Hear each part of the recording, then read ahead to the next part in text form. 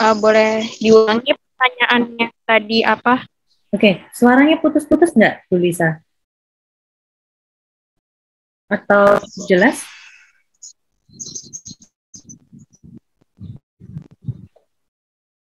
Gimana Jelas. suaranya? Sudah cukup jelas?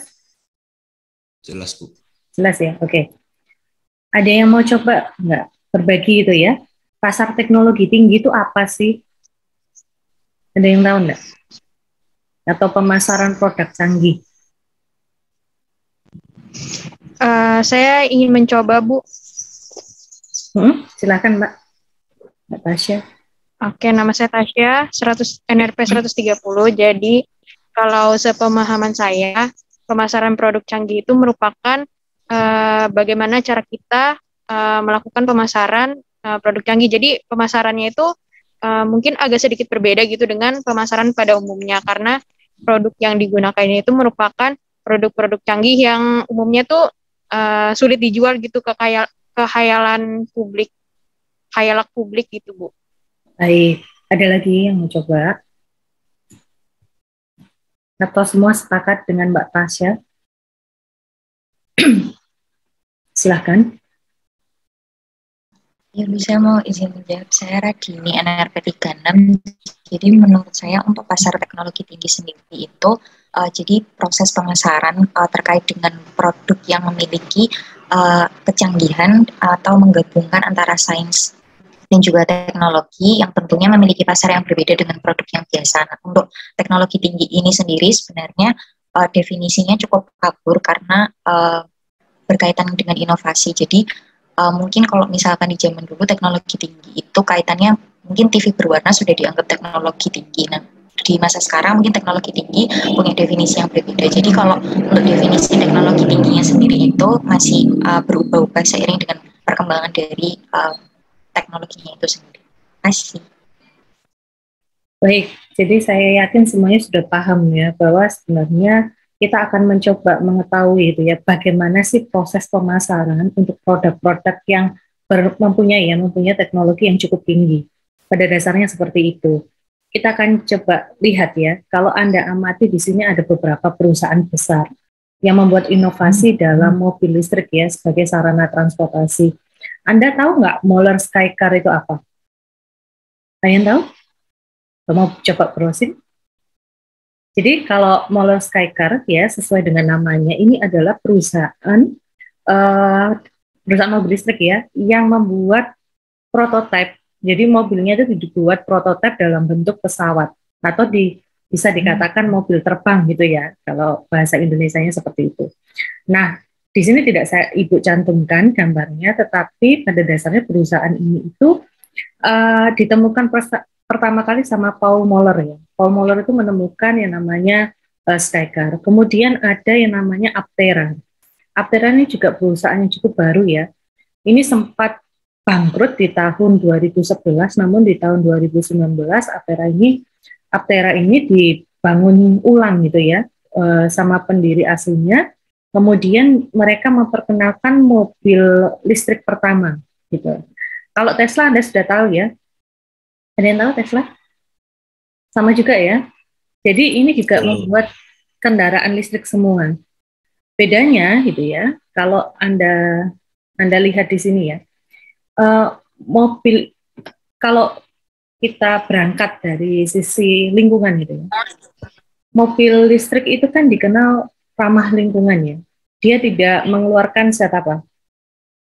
Zat residu berupa apa? Karbon dioksida ya. Betul?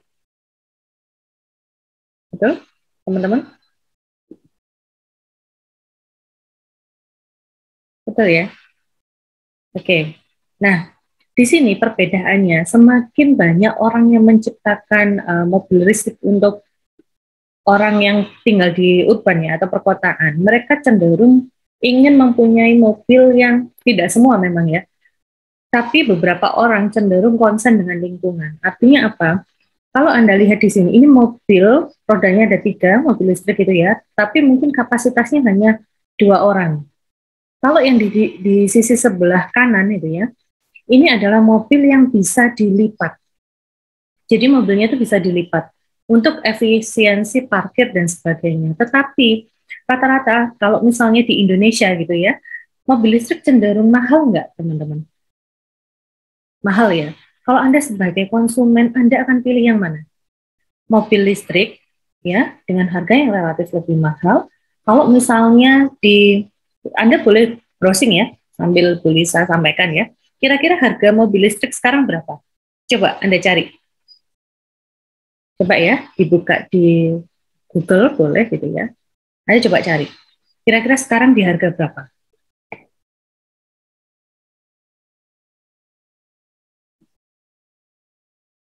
Deh, sudah ketemu?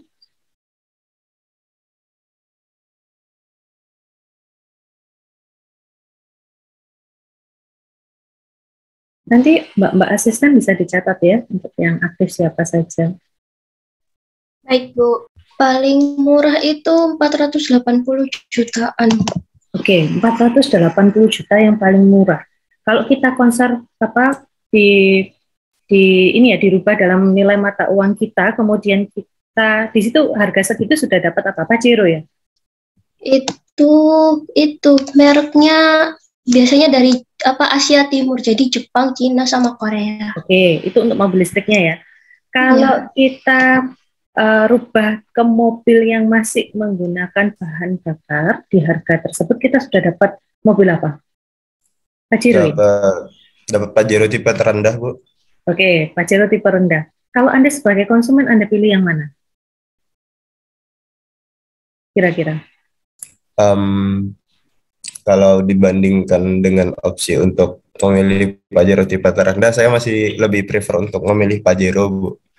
Oke, karena mungkin kapasitasnya lebih besar, gitu ya?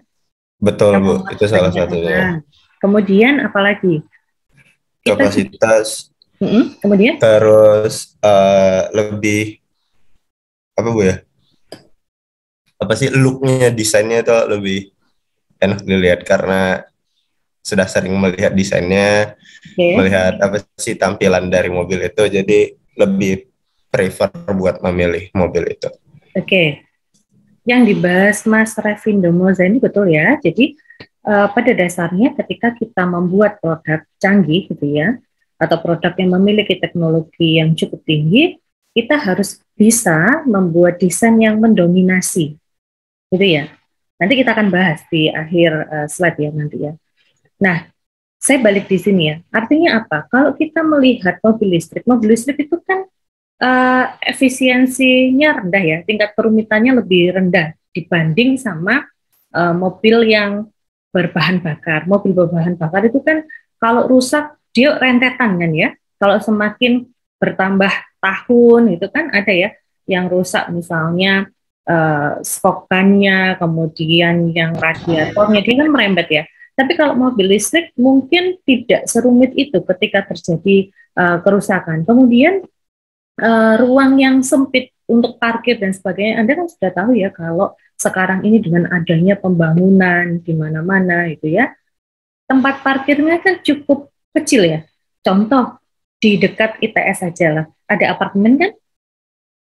Mungkin ada beberapa teman yang tinggal di situ, Anda bisa lihat kapasitas dari parkirnya seberapa, yang tinggal seberapa itu tidak sebanding ya. Artinya ketika memilih option mobil listrik ini sangat mungkin untuk orang-orang perkotaan. Tapi balik lagi ya, semua konsumen memiliki sudut pandang yang berbeda. Ada yang memang memikirkan bahwa saya harus berkontribusi kepada lingkungan, saya memang membutuhkan kapasitas mobil yang relatif kecil, maaf ya, relatif yang lebih kecil, kemudian dia lebih cenderung untuk apa ya, gaya hidupnya gaya hidup yang serba teknologi saat ini. Ada memang orang yang seperti itu, paham ya Mas Ibu ya?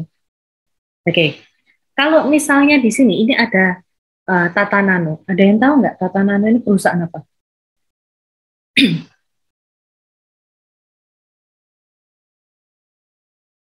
Ada yang tahu?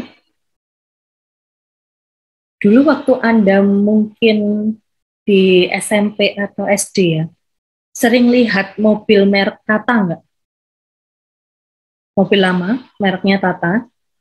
Tata itu mobil produksi paling murah di dunia saat ini ya. Dia itu dijuluki mobil rakyat.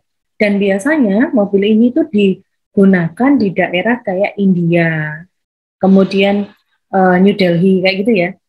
Ada cukup banyak dan itu memang harganya relatif lebih murah. Nanti silakan Anda browsing-browsing ya. Kemudian terkait pertanyaan untuk dipertimbangkan ya. Yang pertama, bagaimana teknologi tinggi didefinisikan? Nah, sekarang Ibu tanya, teknologi itu apa sih? Anda cepat tuh, bisa cari ya, browsing-browsing sambil jawab, Bu. Silahkan. Teknologi itu apa sih?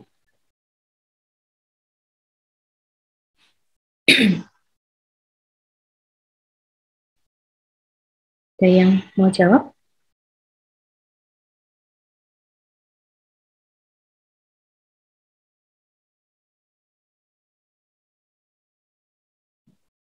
Silahkan. Sambil nambah nih ya keaktifan di kelas ya.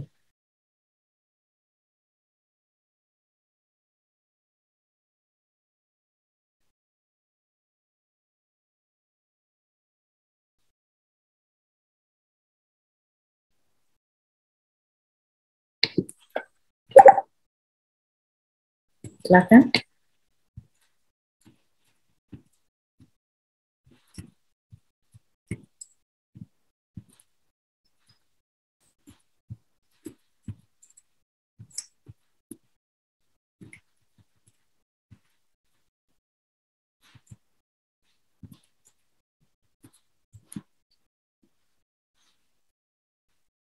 Nggak ada yang tahu teknologi pada bisa di browsing loh di Google.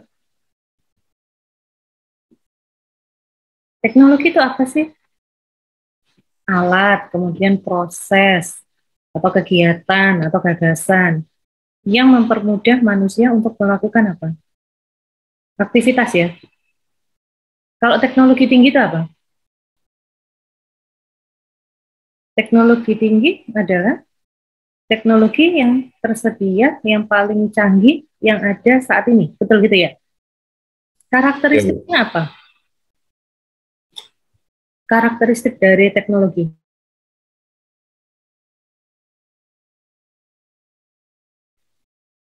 Apa karakteristik atau ciri-cirinya teknologi tinggi itu apa?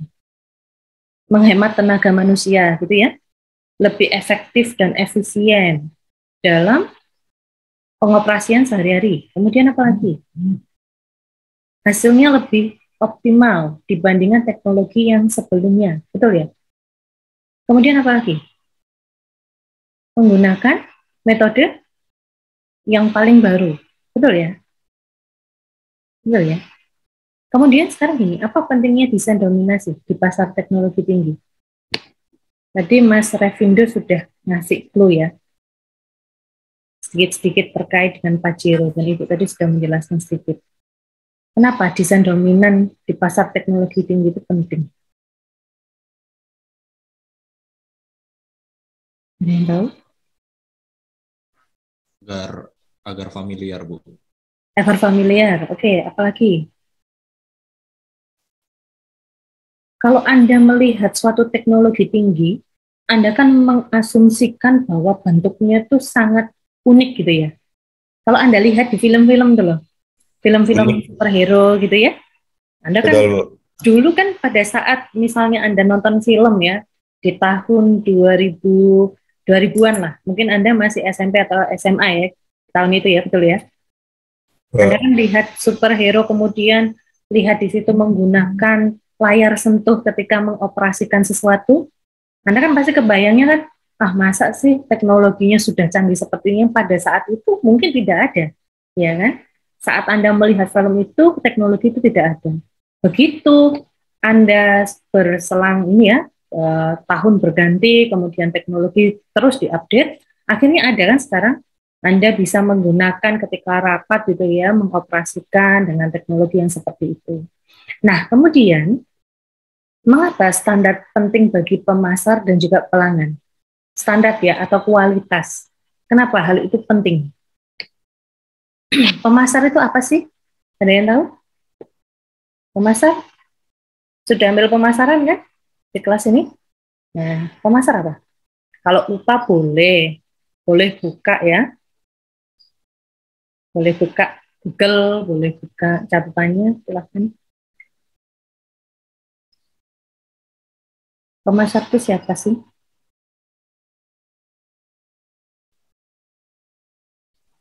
Bu izin berpendapat, Bu Lisa. Oke, silahkan Mas Dika.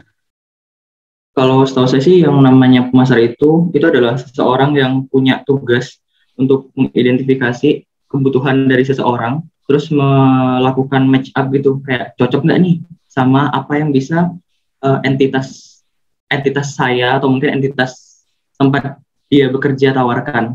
Jadi harapannya nanti ada kecocokan atau kesamaan antara needs sama apa yang bisa dibantu satisfy sama si entitasnya tadi itu. Itu sih Bu Lisa. Oke, bagus ya Mas Dika ya. Jadi di sini ya antara desain dominan dan juga kualitas yang ditawarkan oleh seorang pemasar itu memang harus dapat mencukupi apa yang diinginkan oleh pelanggan. Kenapa? Gitu ya. Kita tahu ya bahwa ketika kita memulai suatu usaha pasti ada kompetitor, betul ya? Kalau misalnya desain yang kita tawarkan tadi tidak dominan, artinya desain kita sama dengan kompetitor, artinya kita tidak ada bedanya dengan kompetitor. Apalagi kalau kompetitornya itu sudah bermain di segmen tersebut relatif lebih lama. Kita sudah langsung bilang kan, wah saya sebagai konsumen lihat produk Anda, saya bilang, ini bentuknya sama, harganya relatif mungkin lebih mahal atau sama lah gitu ya. Kualitas yang ditawarkan sama. Ngapain saya harus coba produk yang baru sementara saya sudah loyal ke produk yang lama? Gitu kan. Artinya ketika kita menggunakan teknologi, kita harus bisa memberikan inovasi yang ada.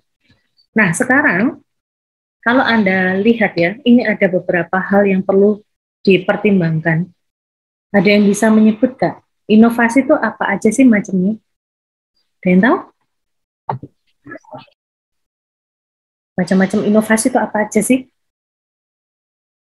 Ada yang tahu nggak? Inovasi itu apa sih?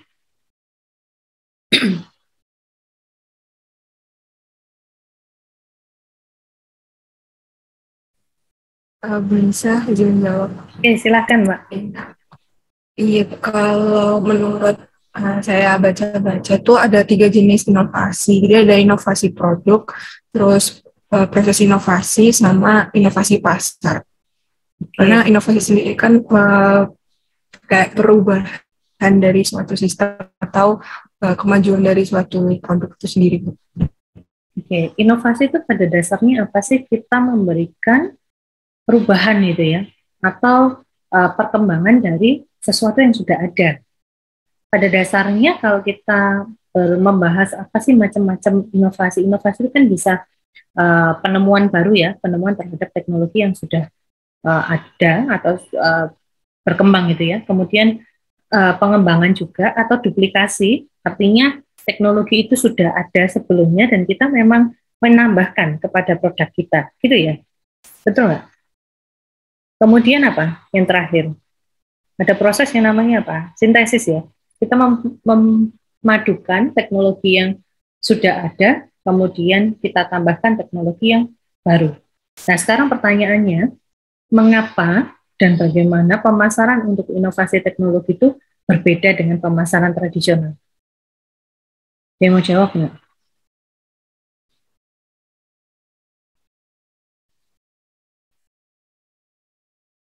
Ini kita sambil nge-review pemasaran sih ya. Pemasaran atau marketing. Silakan.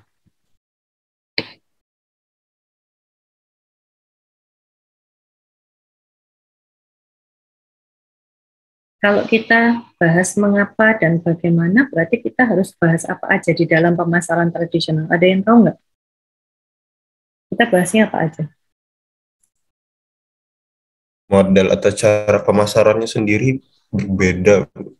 Oke, pasti ya, karena kita membandingkan pemasaran teknologi dengan pemasaran tradisional. Kalau kita membahas tradisional dulu deh, saluran distribusinya seperti apa sih kalau tradisional? Ada yang tahu nggak? Saluran yang dari produsen itu, Bu. Biasanya seperti apa? Penyiaran atau bentuk komunikasinya seperti apa? Lewat media cetak gitu ya. Kalau misalnya teknologi, kita sudah mengarah ke penggunaan apa? Oke, Mas Dwika, silakan. Kalau menurut saya sih Bu, yang membedain antara pemasaran tradisional sama pemasaran buat barang-barang high tech itu ada dua. Yang pertama dilihat dari channelnya, seperti yang Ibu Lisa jelasin barusan. Untuk channelnya itu, kalau untuk pemasaran tradisional, kalau dari pengamatan saya, biasanya dari produsen itu langsung masuk ke end customer. Jadi jarang diputar lagi barangnya. Misal saya jualan makanan, saya produsennya saya jual kepada Alia Zalfa itu sebagai end customer-nya dan langsung dipakai utilitasnya oleh Alia Zalfa itu yang pertama Bu dari pemasaran tradisional. Terus kalau misal untuk inovasi yang berteknologi tinggi, pemasaran inovasi berteknologi tinggi itu biasanya dari produsen ke produsen lainnya. Jadi ada kemungkinan buat dijual kembali oleh si produsen yang menjadi konsumen dari saya. Itu kalau misal dari channelnya. Terus kalau misal dari tujuan pemasarannya Bu, kalau misal untuk pemasaran tradisional itu lebih ke arah konsumtif. Jadi benar-benar dinikmati langsung. Tapi kalau misal untuk marketing for high tech produknya itu lebih ke arah produktif. Jadi kayak yang jadi sasarannya itu bukan end customer tapi entitas lain yang mungkin bisa make apa yang kita jual kepada mereka. Kalau saya mikirnya itu sih Bu. Perbedaan antara tradisional sama yang high tech produknya itu. Terima kasih. Oke, makasih Mas Dwika. Mas Dwiki ya, sorry ya. Dwika ya, betul ya. Oke, terima kasih untuk penjelasannya cukup bagus ya. Nah, yang sekarang menjadi masalah ya, mengapa banyak inovasi teknologi tinggi itu gagal? Kalau Anda amati kenapa? Beberapa perusahaan teknologi tinggi itu ya, atau yang menciptakan high tech itu percaya bahwa kalau kita melakukan pemasaran yang sangat getol ya, artinya kita pasarkan, kemudian kita cari, kayak tadi ya, kalau misalnya kita sebagai pemasar kan kita harus tahu apa sih yang diinginkan sama konsumen kita, kemudian apakah kita sudah membantu menyelesaikan permasalahan yang ada, menciptakan produk yang lebih efisien daripada produk lama. Nah, hal-hal itu ternyata diremehkan oleh beberapa perusahaan yang mempunyai high tech ya. Kemudian pemasaran untuk produk yang berteknologi tinggi itu dianggap rumit dan sulit. Jadi kadang-kadang beberapa perusahaan itu berpikirnya gini, saya akan melakukan pemasaran setelah saya produknya siap, gitu ya. Atau saya akan melakukan pemasaran ketika sudah ada kolaborasi antar perusahaan, gitu. Pada dasarnya perusahaan teknologi tinggi itu tidak didorong oleh pasar. Saya kasih contoh gini ya, saya coba bukakan. Sebentar ya.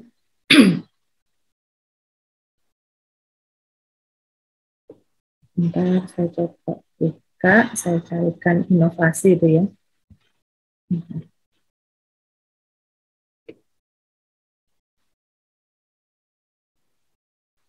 Nah ini ya, sudah bisa lihat ya. Ini adalah 10 inovasi teknologi yang justru gagal di pasaran. Mungkin Anda juga lihat. Anda tahu BlackBerry? Tahu ya? BlackBerry ini kenapa kok bisa gagal? Ada yang tahu nggak?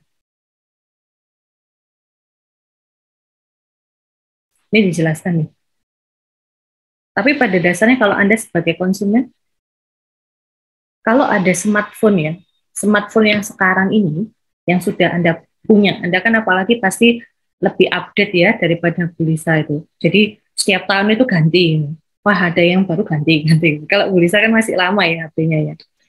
Ya, karena males mindahin kontak, mindahin memori itu males kalau saya itu. Kecuali memang HP-nya rusak. Beda dengan anak yang sekarang gitu ya. Anda lebih gaul lah daripada ibu. Nah, di masa yang BlackBerry ini, mungkin teknologi itu memang bagus ya. Bagus.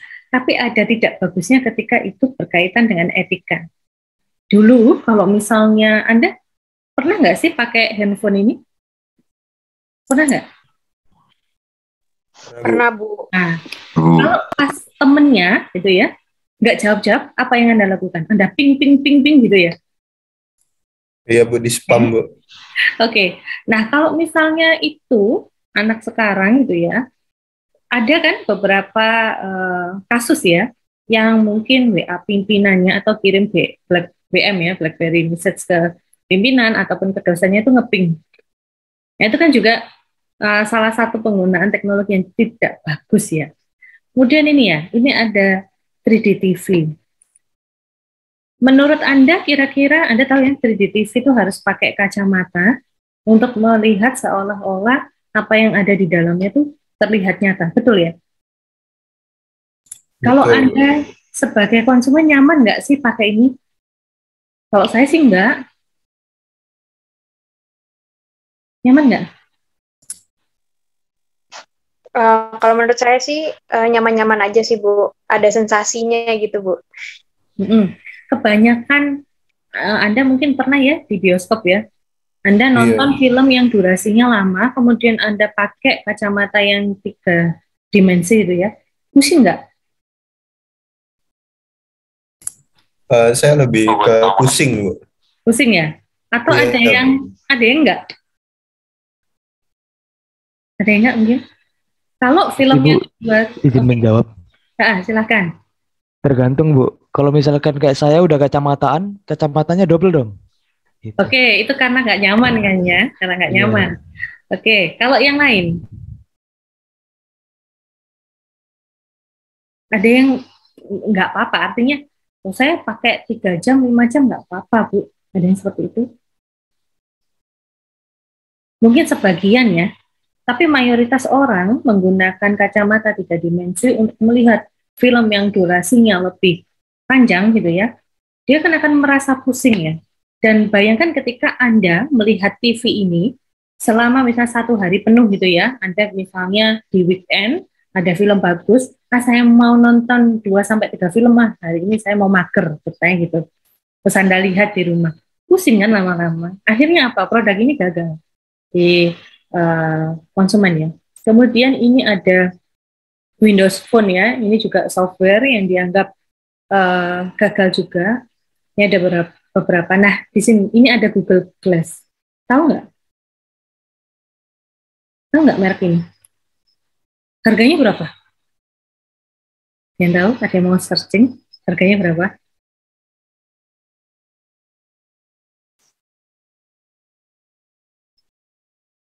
Ada yang mau searching? Dulu di zamannya ya, di tahun 2012, kacamata ini dianggap bisa menggantikan penggunaan smartphone ya. Jadi dia tuh di sini bisa langsung connect dengan Google, dia bisa mencari semua itu. Waktu itu ya dia menyampaikan produk ini di pasar seperti itu. Bisa melihat segala informasi dengan cepat dan sebagainya. Tetapi harganya untuk ini sekitar berapa? Ada yang tahu nggak? Ada yang sudah ketemu? 17 juta Bu kalau dari Google. 17 juta. Kalau misalnya 17 juta, Anda lebih pilih pakai smartphone, gitu ya, yang juga sama-sama bisa akses, atau Anda pilih ini? Anda pasti lebih milih pakai, mungkin ada yang pakai Apple, gitu ya? Ya, iPhone gitu ya. Mending beli tablet gede aja Bu. Oke, ada yang pilih tablet. Mungkin ada yang lebih pilih saya mending beli laptop untuk gamer Bu, daripada saya harus beli yang seperti ini. Mungkin ada yang kayak gitu kan. Nah, artinya apa? Harga ini relatif lebih mahal gitu ya, untuk dijangkau oleh masyarakat atau konsumen. Gitu. Kemudian terkait ini,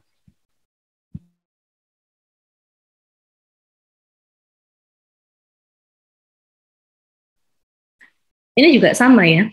Ini yang pengembangnya adalah Amazon.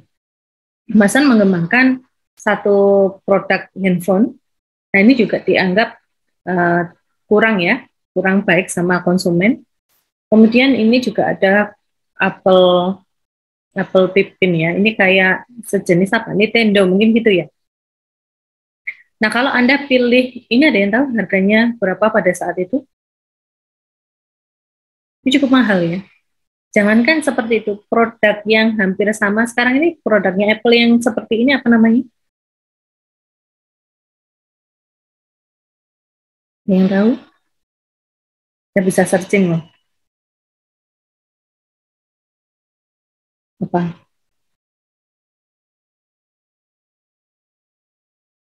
Stok ya. Artinya produk ini jauh lebih mahal gitu ya dibandingkan PlayStation ataupun Nintendo. Kemudian di sini ada Microsoft Zune ya, ini juga sama. Ada Samsung Galaxy Note. Ini dulu mungkin Anda sempat tahu ya, ada beberapa handphone yang juga seperti ini, pakai apa seperti ini ya, ada pensilnya, kemudian ini juga dianggap kurang gitu ya oleh konsumen. Oke ya, ini contohnya. Ini sedikit intermezzo aja, biar nggak ngantuk gitu ya.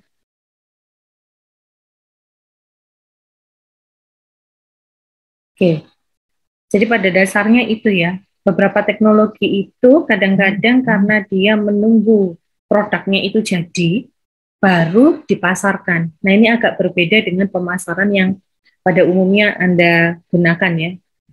Oke, saya lanjut. Nah, pentingnya pemasaran teknologi tinggi. Artinya apa? Ketika Anda itu sudah tahu atau ingin memasarkan teknologi tinggi, Anda harus melihat dulu pasarnya atau segmentasinya, bauran pemasarannya. Anda riset dulu pasar Anda, kemudian Anda lihat teknologi yang ingin Anda kembangkan seperti apa.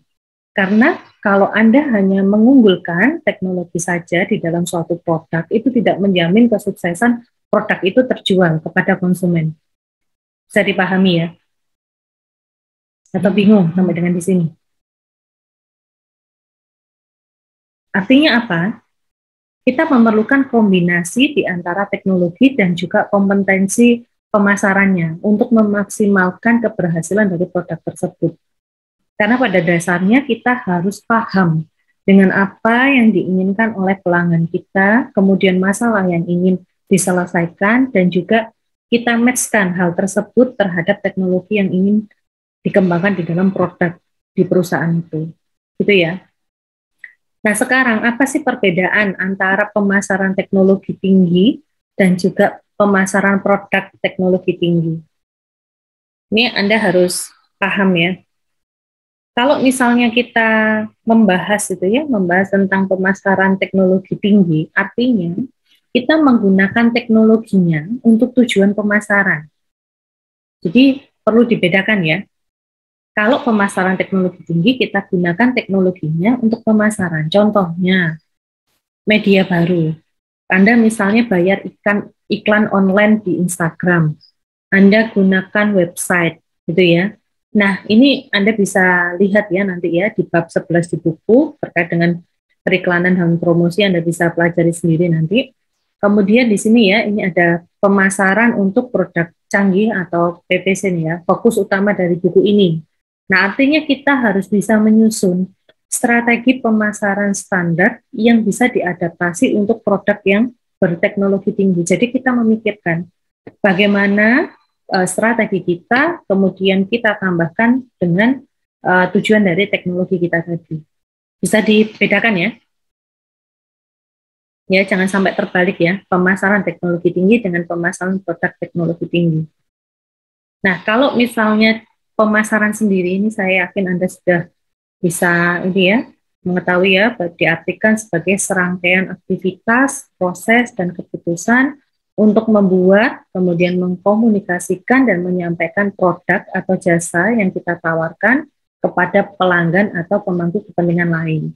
Di filosofi berbisnis juga berfokus pada penciptaan nilai ya bagi pelanggan. Jadi menggunakan informasinya untuk melihat itu ya pasarnya, kemudian untuk membuat keputusan internal suatu perusahaan.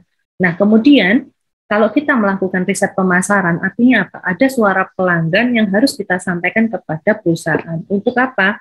Untuk bisa memenuhi apa yang diinginkan oleh pelanggan kita, gitu ya. Kemudian ini ada 3 tingkatan keputusan pemasaran ya. Nanti akan kita bahas satu-satu. Yang pertama ada strategis. Strategis itu Anda sudah tahu ya, diartikan sebagai keputusan proaktif untuk memetakan upaya perusahaan di pasar. Ada yang bisa menjelaskan? Kita review dikit ya. Apa sih segmentasi, targeting, positioning?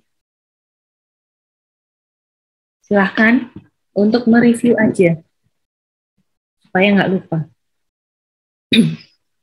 Kalau yang lupa boleh buka-buka di Google. Dibaca juga boleh, disampaikan di kelas juga boleh. Silahkan, ada yang mau coba?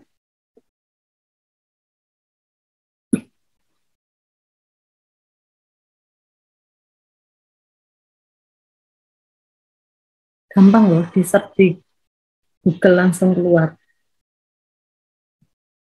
STP itu apa?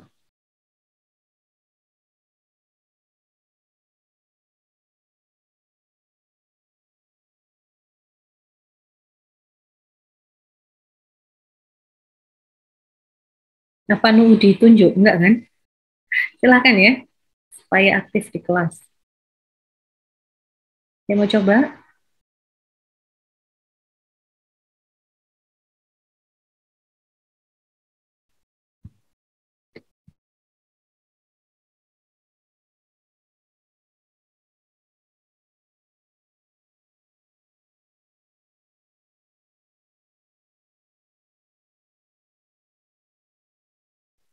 Silahkan, ada yang mau coba?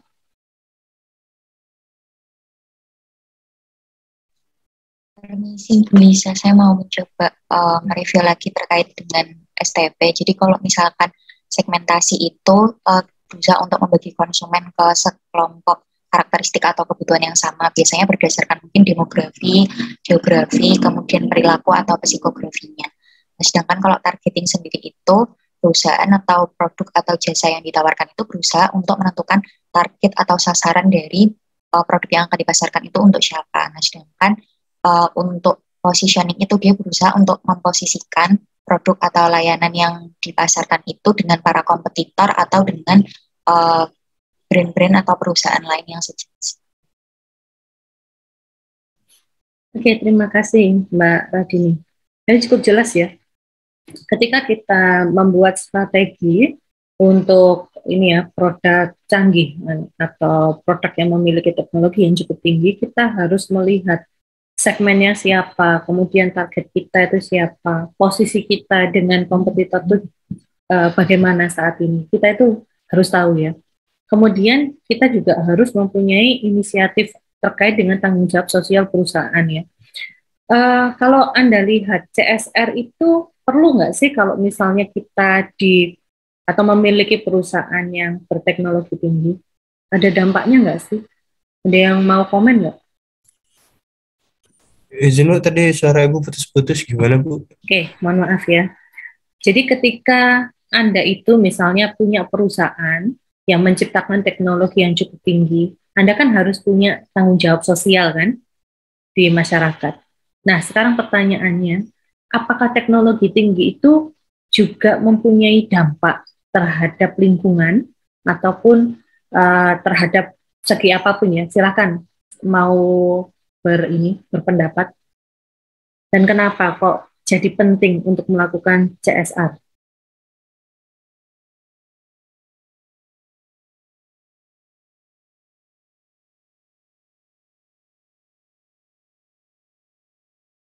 Paham nggak pertanyaannya? Bisa dipahami?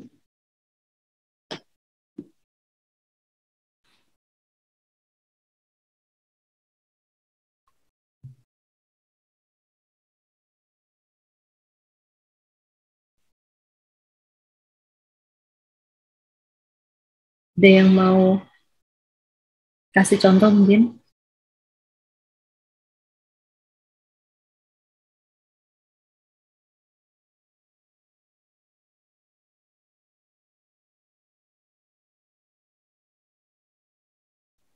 Yang paling mudah aja deh, Ibu bantu ya.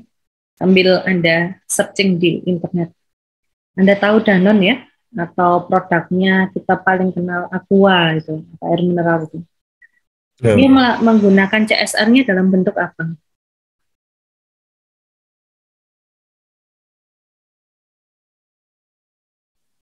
Masih air Bu, sumbang air. Menyambungkan sumber air ke ke pemukiman penduduk warga yang ada di keringan. dekat tempat sumber airnya mereka. Oke, kayak yang di NTT mungkin gitu ya, itu kan relatif cukup daerah kering gitu ya. Nah, Danon sendiri menurut Anda atau Aqua, itu merusak lingkungan nggak? Dengan teknologi yang dipunya?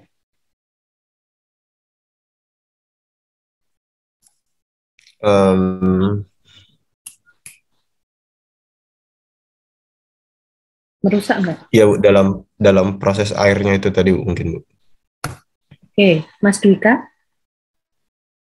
Sebenarnya buat ngelihat merusak atau enggak itu pasti ini ya Bu, bukan dikotomi sih, pasti ada pro kontranya masing-masing gitu. Kalau misalnya ngelihat dari sisi waste-nya, terutama limbah plastiknya, itu pasti bakalan ngerusak banget. Kenapa? Karena saya pernah baca thread di Twitter itu ada limbah sampahnya Aqua dari SEA Games tahun 1980 atau 90-an sampai sekarang itu masih utuh. Jadi kalau misal kita ngelihat dari aspek sampahnya, sampah plastiknya itu merusak banget. Nah terus kalau misal dari aspek produksinya itu kurang bisa saya pastikan Bu, karena sebagaimana yang kita tahu di lapisan tanah, ini rada geologis sih Bu, lapisan tanah itu kan ada banyak.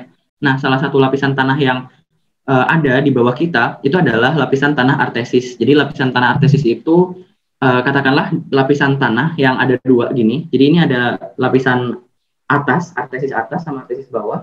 Nah, di antara lapisan atas sama bawah, ini ada air gitu, Bu. Air yang biasa kita minum, yang bisa kita sebut dengan air tanah.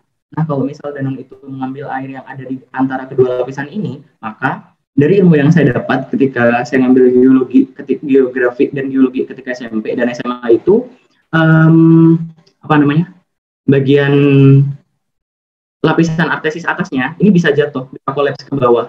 Karena udah nggak ada lagi air yang menahan lapisan artesis atasnya. Jadi kalau misal si Danon itu ngambil dengan cara mengambil air tanah yang ada di antara dua lapisan artesis tadi, maka bisa kolaps dan itu bisa merusak lingkungan. Tapi kalau misal nggak ngambil, artinya ngambil di bagian atas dari lapisan artesisnya tadi, menurut saya itu tidak terlalu merusak lingkungan. Itu aja sih, Ibu Lisa. Terima kasih, Bu. Terima kasih, Mas Dika. Sudah cukup jelas ya. Artinya penggunaan yang terus-menerus, penggunaan air yang terus-menerus ya, itu memang berdampak pada lingkungan. Yang paling dirasakan oleh warga di sekitar Pandaan itu ya, ada yang rumahnya Pandaan nggak ya di sini ya? Ada nggak yang rumahnya daerah sana? Mas Andika kok senyum-senyum? Dari Pandaan nggak? Enggak, Bu. Oke.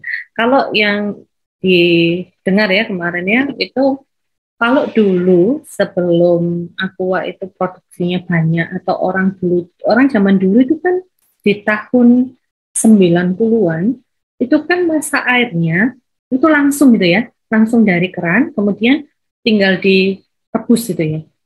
Tapi kan zaman dulu masih belum ada. Dulu itu pemainnya cuma ada dua, betul nggak sih?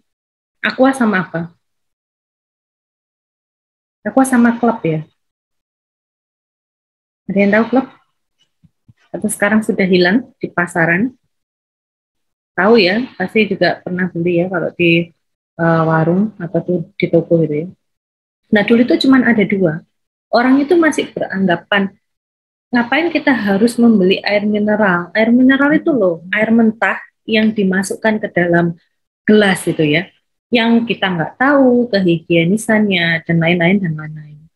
Orang zaman dulu menganggap bahwa air rebusan itu jauh lebih sehat dibandingkan air mineral itu. Namun ternyata setelah diteliti gitu ya, kemudian bertambah tahun, orang akhirnya berpindah gitu, menganggap saya daripada bawa botol gitu ya dari rumah saya isi airnya, saya lebih praktis membeli air mineral. Saya tinggal minum, kemudian saya buang. Saya nggak membawa cucian lagi lah ke rumah. Tanda kutipnya kalau Pak Rian gitu ya, sering bilang sama ibu itu nggak korah-korah di rumah gitu. Kalau Pak Rian biasanya sampaikan gitu.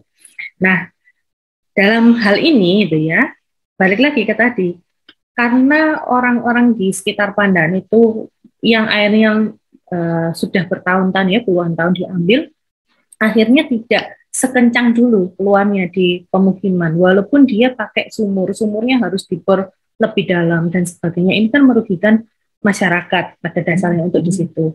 Nah, Aqua gitu ya, atau Danone itu memberikan tanggung jawab sosial berupa tadi, dia sangat aktif itu ya untuk menyelesaikan permasalahan-permasalahan yang ada di masyarakat. Nah, itu salah satu contohnya.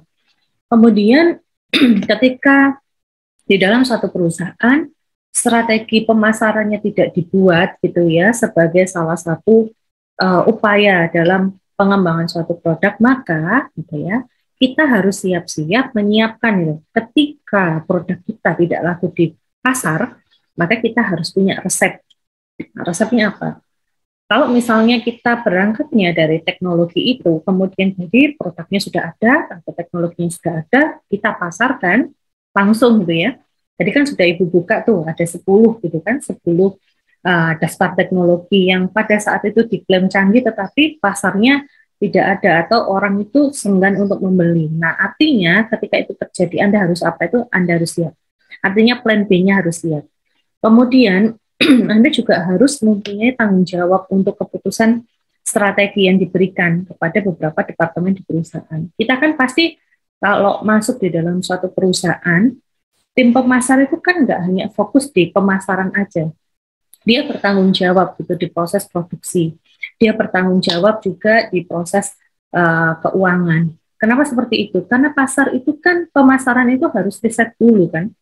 Riset dulu ke pasar, punya data, datanya diberikan ke bagian produksi untuk melihat, oh sekarang permintaannya tinggi, maka produksinya harus tinggi.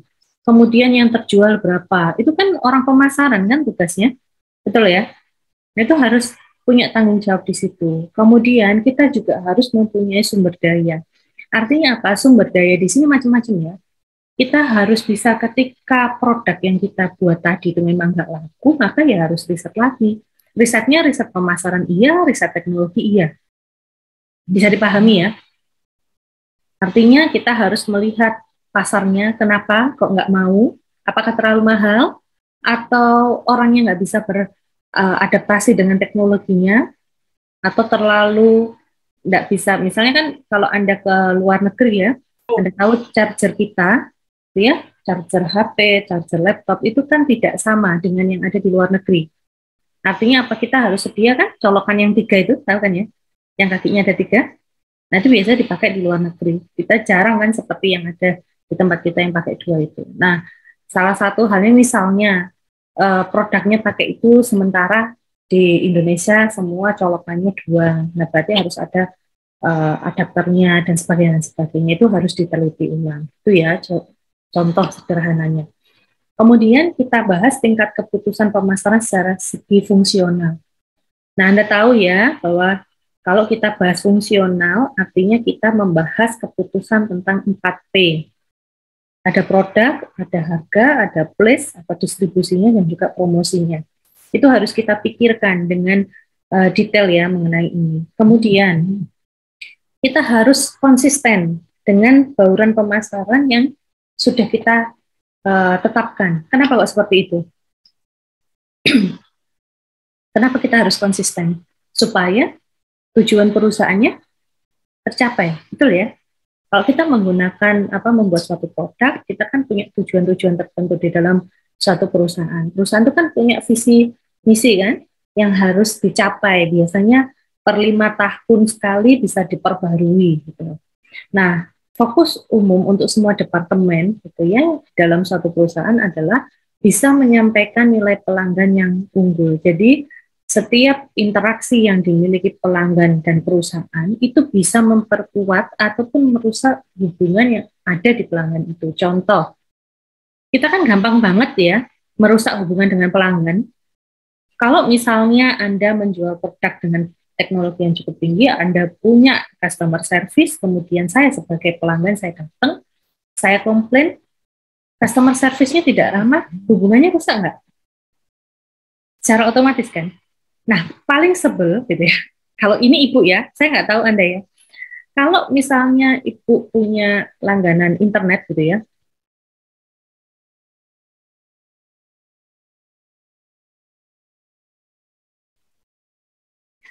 kalau misalnya Anda dulu mungkin pernah ya punya modem saya dulu, saya sebut merek ya, dulu mungkin masih modem itu masih ditancapkan di laptop ya, jadi masih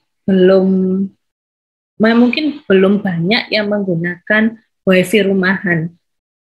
Zaman dulu mungkin belum bisa tethering pakai HP itu ya, masih dalam posisi yang seperti Anda tahu USB itu, kemudian dia ada SIM card-nya di dalamnya. Nah, pada saat itu yang mengeluarkan baru Telkomsel ya.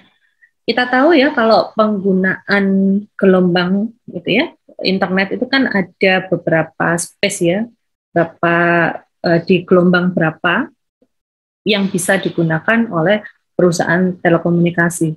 Jadi kalau misalnya Anda Telkomsel, kemudian Indosat, kemudian XL, TV kabel ya, ada MNC, First Media dan sebagainya, itu mereka sudah punya jatah bandwidth masing-masing. Nah, bandwidth ini akan cepat digunakan kalau konsumennya sedikit. Ya, tapi kalau konsumennya banyak, ya sudah gitu. Kecepatannya itu, bayangkan ya, sama seperti kita makan roti itu ya, roti tar gitu. Kita kalau misalnya hanya makan 4 orang, ya sudah kita tinggal bagi 4 kan. Tapi kalau semakin banyak orang yang makan, maka potongan roti tarnya kan semakin kecil ya, betul ya. Nah, sama dengan penggunaan internet. Nah, waktu itu, mungkin ini Anda juga pengalaman ya, kalau datang komplain ke Telkomsel ataupun XL, paling customer service-nya, ya kami akan bantu Bu, dan sebagainya. Atau mungkin wifi di rumah Anda sedang rusak ya, pasti akan, oh ya akan kami bantu, tim teknisi akan datang ke tempat Anda dan sebagainya. Pada dasarnya tim teknisi itu hanya melihat kabelnya ada yang rusak enggak, kemudian routernya dan sebagainya, hanya melihat itu. Tapi kalau kecepatan bandwidth, ya jatahnya memang segitu. Artinya apa? Banyak pelanggan tidak tahu itu. Betul ya? Ketika kita sebagai customer service, ya kita hanya bisa, dalam posisi itu kita hanya bisa menenangkan pelanggan, kita tidak bisa memberikan solusi yang cukup baik. Makanya kadang-kadang ketika orang tersebut sudah datang ke rumah kita, sudah diperbaiki, pada saat itu gitu ya, sudah lancar dan sebagainya, mungkin 2 jam, 3 jam, internetnya sudah lemot lagi. Ya, TV kabelnya mungkin ya agak goyang-goyang dikit gambarnya, apalagi kalau misalnya rumahnya dekat sama menara BTS gitu ya, apalagi seperti itu. Nah, itu tambah cepat. Nah, artinya apa? Kita tuh gampang banget gitu loh untuk menciptakan hubungan dengan pelanggan itu nggak bagus dan sebagainya. Yang paling susah ini memperkuat atau kita menciptakan loyalitas ke pelanggan. Bisa dipahami ya? Artinya secanggih apapun teknologi kita, kalau misalnya kita sudah paham bahwa keterbatasan kita memang terletak di situ, yang bisa kita lakukan untuk tidak merusak hubungan dengan pelanggan adalah kita mencoba menenangkan pelanggannya. Bisa dipahami ya? Oke, kalau bisa dipahami, lanjut.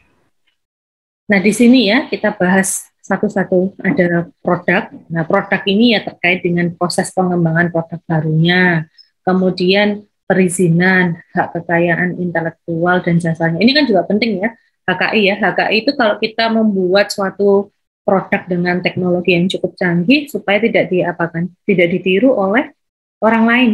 Betul ya?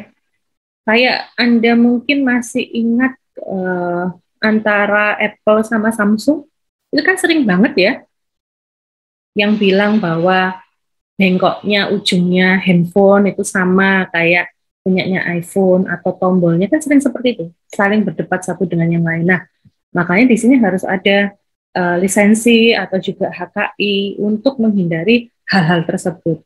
Nah, kita di dalam suatu aliran produk ya, di dalamnya itu kan kita juga harus bisa memenuhi kebutuhan pelanggan yang istilahnya menarik ya. Produk itu kan macam-macam. Kalau kita masuk ke produk ya, ada desainnya, ada bentuknya, sama kayak laptop ya.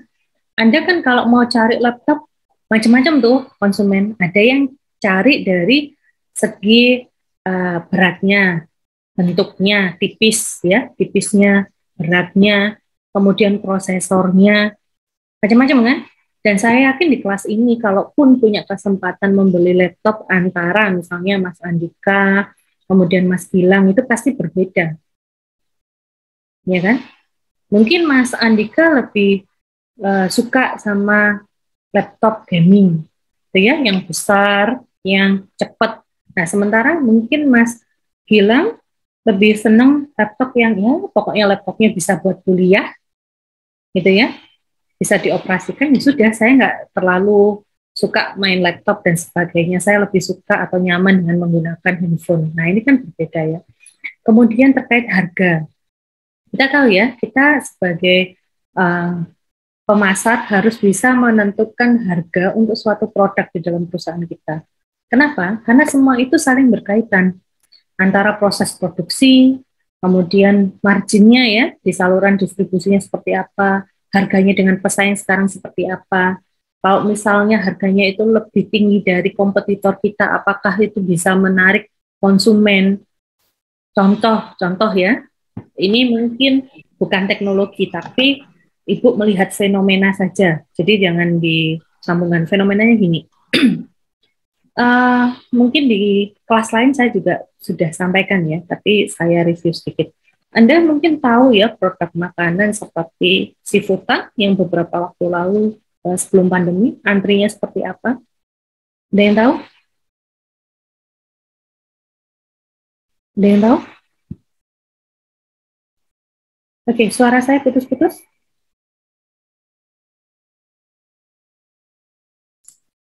Ya, suara Ibu putus-putus? Iya, Bu. Oke. Ini Ibu coba kasih contoh ya terkait dengan nilai pelanggan. Kalau Anda mungkin lihat ya sebelum pandemi 2 tahun lalu, Anda tahu produk makanan ya, Sifutang itu ngantrinya kan luar biasa ya. Waktu itu di Galaxy Mall mungkin Anda bisa lihat, sekarang mungkin tembakannya sudah banyak ya, Boba dan sebagainya. Artinya apa? Ketika kita memberikan harga yang relatif lebih mahal kepada konsumen, maka kita juga harus memberikan nilai ya atau value yang bagus ke konsumen. Supaya apa? Ketika ada pesaing kita di harga di bawah kita, gitu ya, di produk teknologi, itu nggak gampang beralih.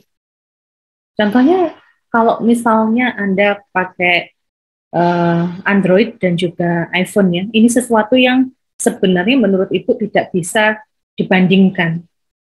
Itu ya, karena itu selera dan juga punya kelebihan masing-masing. Kalau misalnya kita lihat laptop aja lah gitu ya, laptop menggunakan misalnya MacBook dan juga atau merek lainnya misalnya HP ataupun Lenovo dan sebagainya, Anda mungkin bisa bandingkan ya. Anda bisa bandingkan, kalau misalnya saya pakai sistem yang Windows gitu, saya bisa download macam-macam software, gitu ya. Kemudian biasanya softwarenya juga ada yang gratis. Tapi kalau pakai MacBook saya susah, harus beli gitu ya. Kemudian kalau palsu dia nggak mau, lebih ribet gitu. Tapi mungkin di MacBook dia bisa nggak perlu antivirus gitu. Kalau kita pakai yang laptop lainnya dengan merek lain, kita masih harus download antivirus dan sebagainya. Nah, semua itu kan preference dari masing-masing konsumen. Tapi setidaknya kita harus bisa menentukan harga kita dan value yang kita tawarkan kepada konsumen, karena memang itu terkait dengan profit kita, kemudian total biaya, kemudian atau menentukan ketika Anda mau membuat bundling produk ya.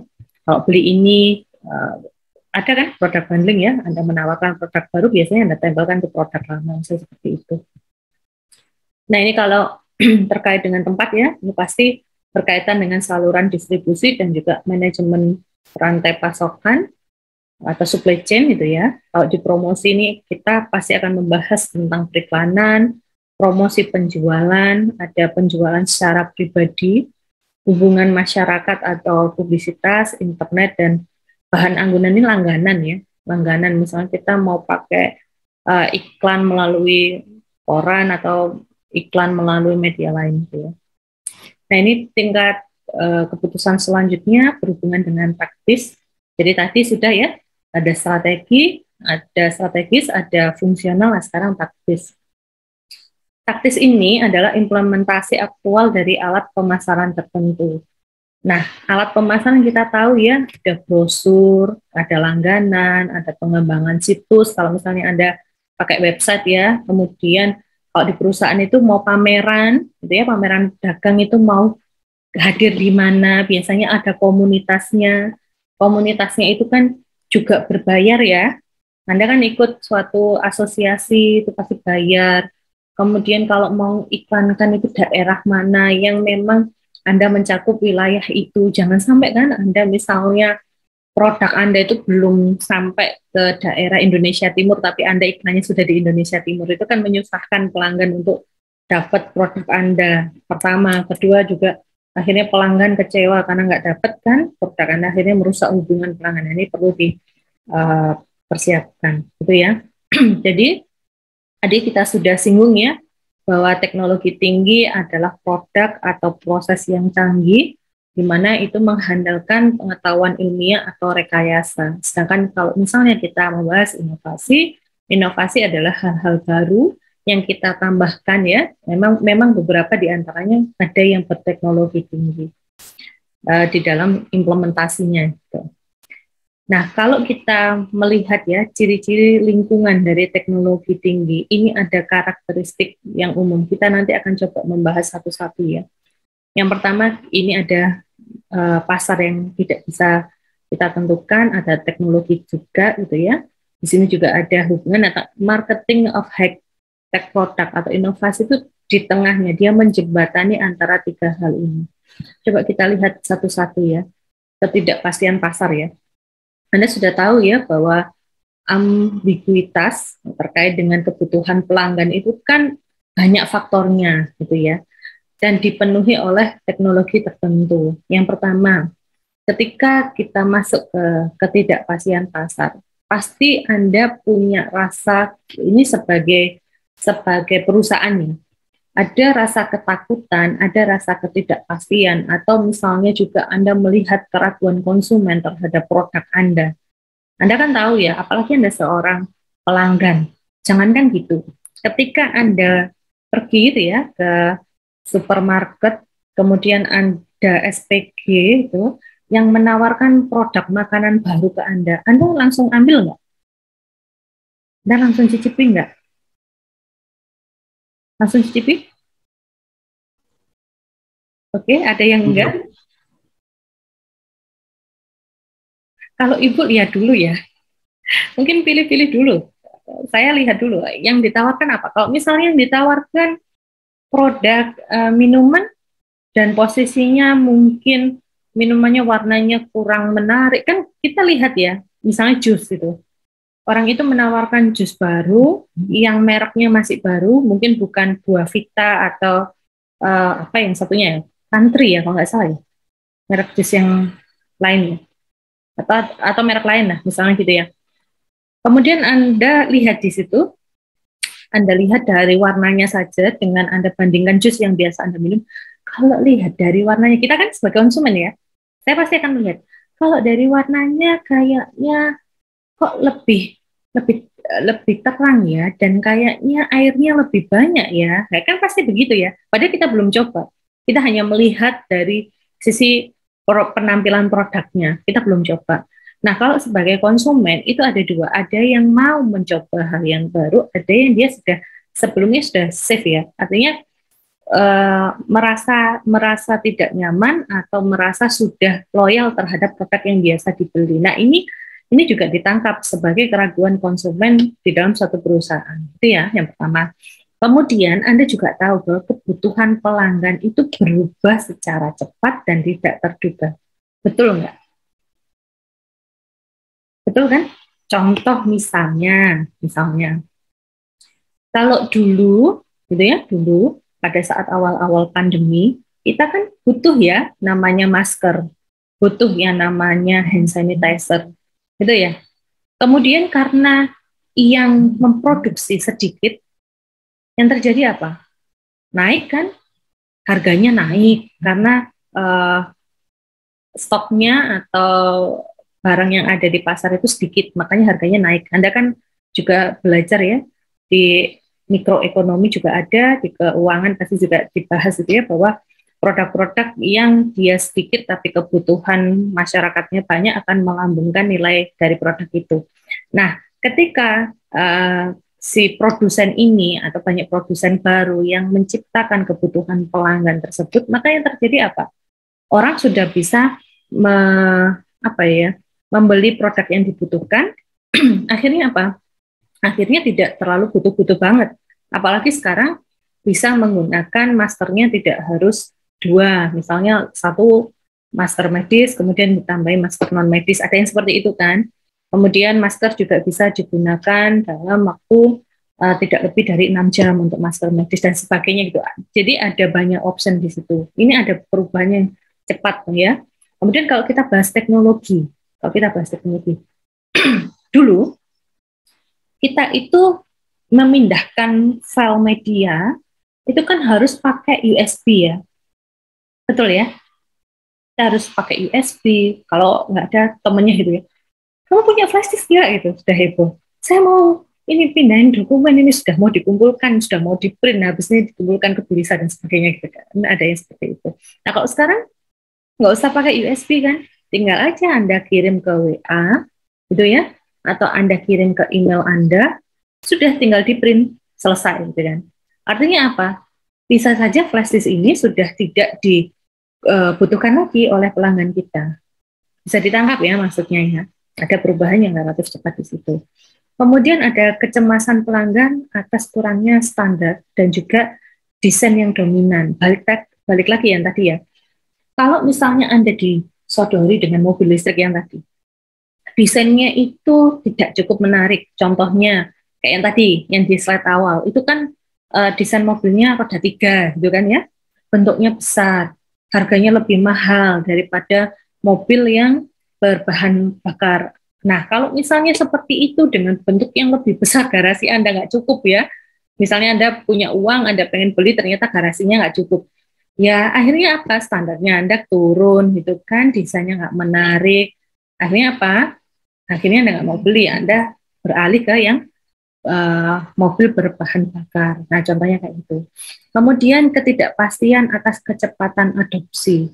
Kadang-kadang kalau kita itu teknologinya terlalu tinggi, beberapa sumber daya itu kan tidak bisa mengikuti teknologi itu. Nangkep nggak? Nangkep nggak maksudnya itu? Kalau misalnya ada teknologi yang cukup tinggi, contoh misalnya internet itu untuk handphone sekarang sudah di mana? 5G ya? Ya, 5G ya. Oke.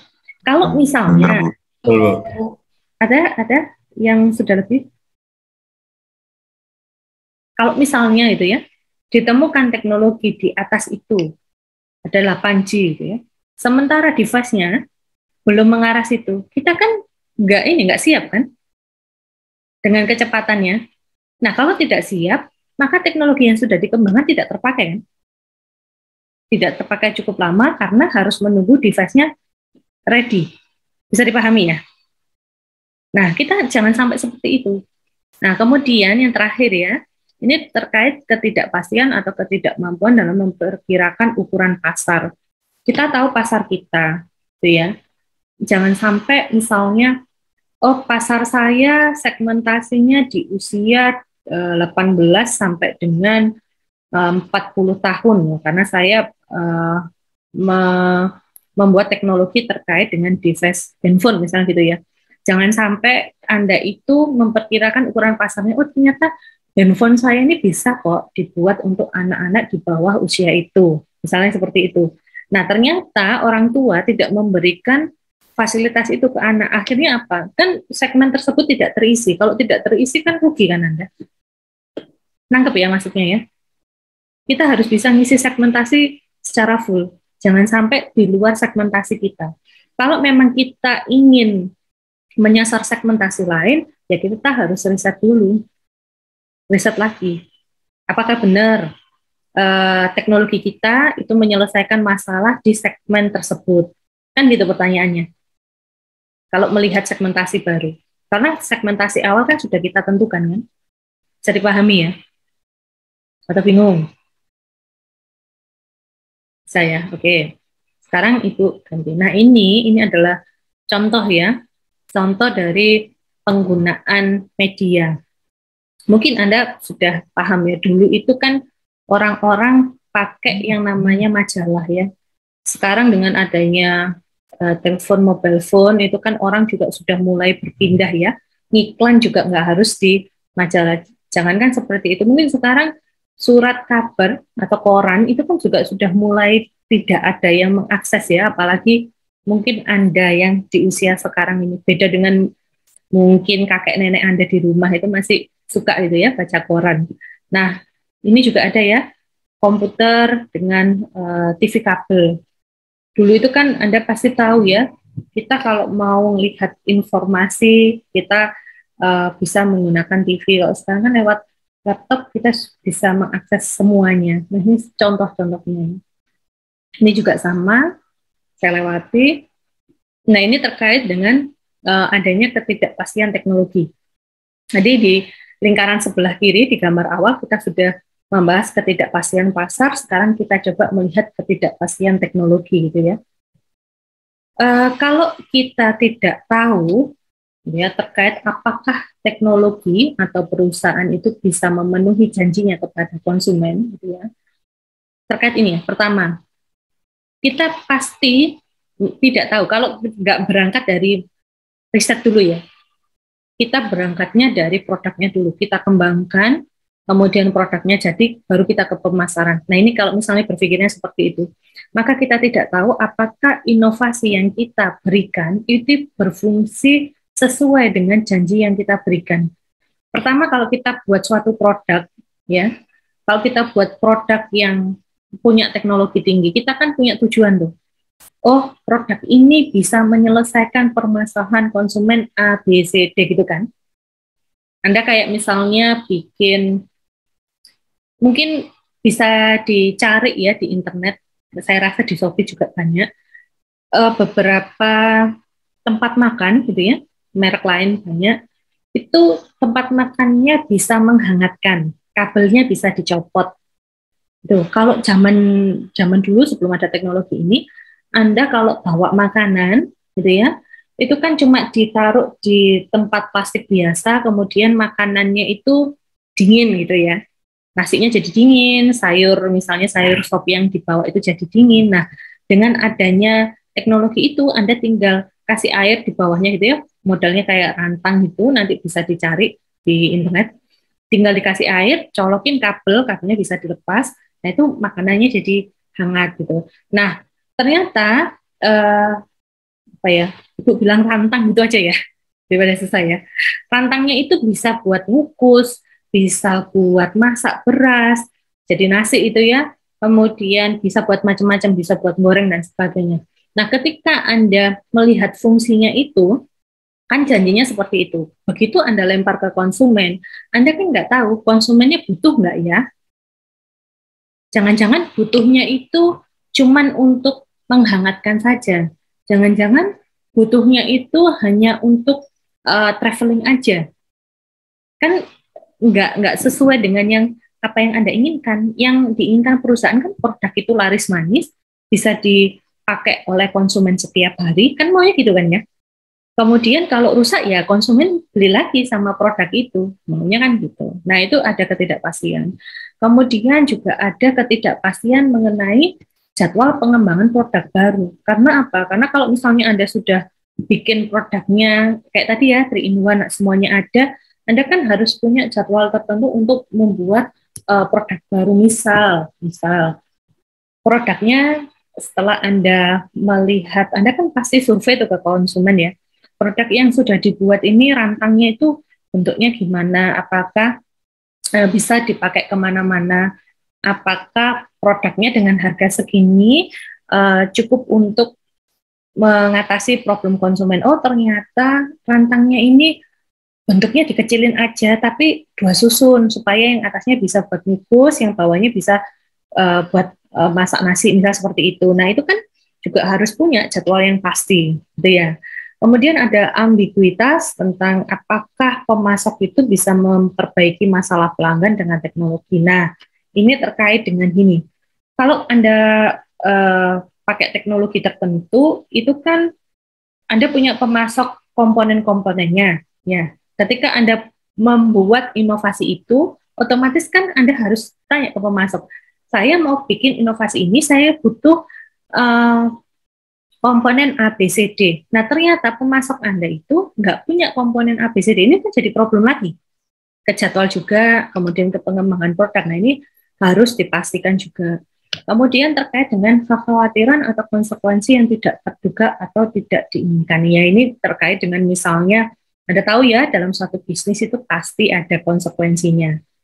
Bisa jadi di awal itu produknya laris manis, kemudian nanti setelah berjalan ternyata nggak laku kan, kadang seperti itu ya. Atau misalnya produknya itu tidak laku, tapi ketika nanti dipasarkan dengan cukup baik akhirnya laku. Nah, ini hal-hal yang di luar dugaan yang harus dipertimbangkan juga. Kemudian kekhawatiran atas keusangan, ya ini yang terkait dengan produknya itu dianggap tidak baru karena mungkin proses pembuatan produk yang relatif lama ya.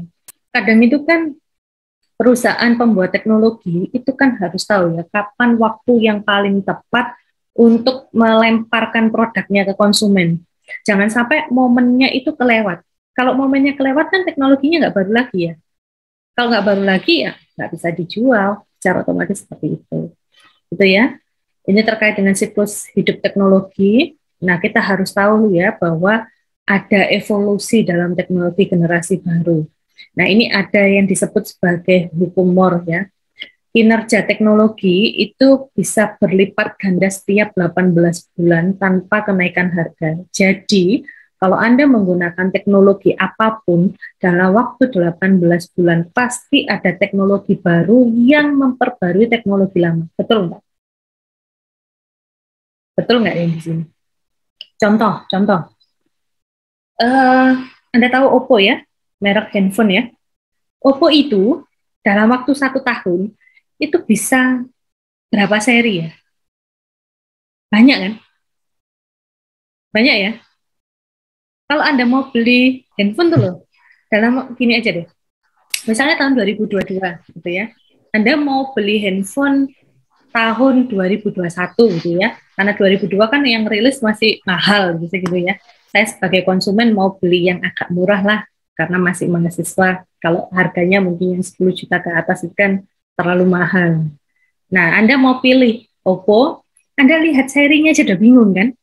Paling nanti Anda sampaikan ke penjualnya gini, Mas, saya nggak ngurusin serinya, pokoknya cariin saya yang dia nggak lemot, kemudian memorinya banyak, kemudian kameranya bagus, kan gitu kan? Akhirnya, karena terlalu banyak seri yang ditawarkan. Nah, ini terjadi. Dan ini sudah dipastikan ya, setiap 18 bulan pasti ada pertambahan teknologi. Kemudian, memprediksi batas atas generasi teknologi tertentu. Ini harus bisa dilakukan oleh seseorang atau perusahaan yang memang fokus ke arah teknologi. Jadi harus tahu. Misalkan laptop aja gitu ya, itu bicara laptop yang mungkin Anda gunakan sehari-hari. Anda tahu kalau laptop Anda dibeli tahun 2010 deh, kelamaan ya. Sekarang 2022 ya. 2016 deh, itu ya. Anda beli tahun 2016, kemudian Anda pakai di 2022. Pasti itu kan sudah harus nambah RAM gitu ya. Sudah mulai rewel laptopnya. Karena teknologi yang ada sekarang sudah nggak bisa. Contoh misalnya penyimpanan ini ya, software. Anda pakai Adobe aja deh. Adobe tahu ya, itu kan juga besar kan ya.